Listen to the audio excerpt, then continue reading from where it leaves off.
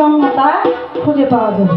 ব্যস্ত পাশে নূরের কাছে, ব্যস্ত পাশে নূরের কাছে, খুঁজতে নূরের শূন্য জীবন, মুহাম্মদ রাসূল নবী মোর, মুহাম্মদ রাসূল।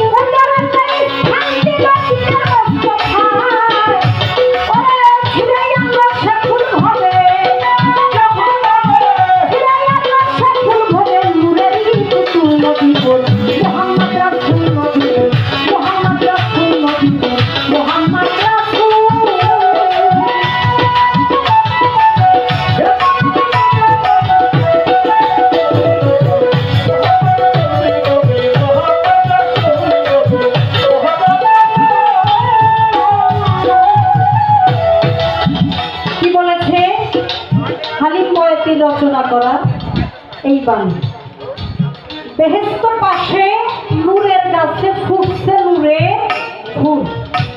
বেহেশতের পাশে নূরের গাছ ছিল, সেই নূরের গাছে নূরের একটা ফুল ফুটে এবং সেই ফুলটাই হয় আমার মুহাম্মদ রাসূল। ওই গাছের চারদিকে চারটা ডাল মেলে যায়। যখন চারটি ডাল মেলে যায়, মাঝখানে যে নূরের পুষ্পটা, যে ফুলের যে পুষ্পটা, যেখানে আমার নবীর জন্মটা, সেখানে সেই পুষ্পটা ভেসে ওঠে। দেখা যায় বেহেশতের পাশে তখন জল জল করে।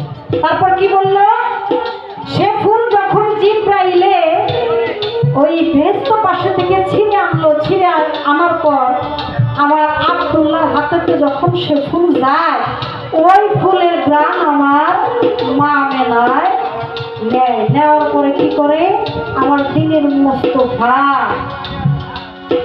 তার গর্ভে ধারণ করে।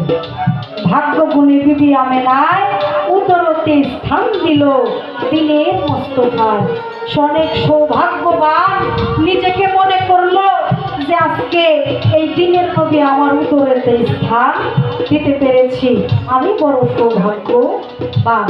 তারপর কি বলেছে?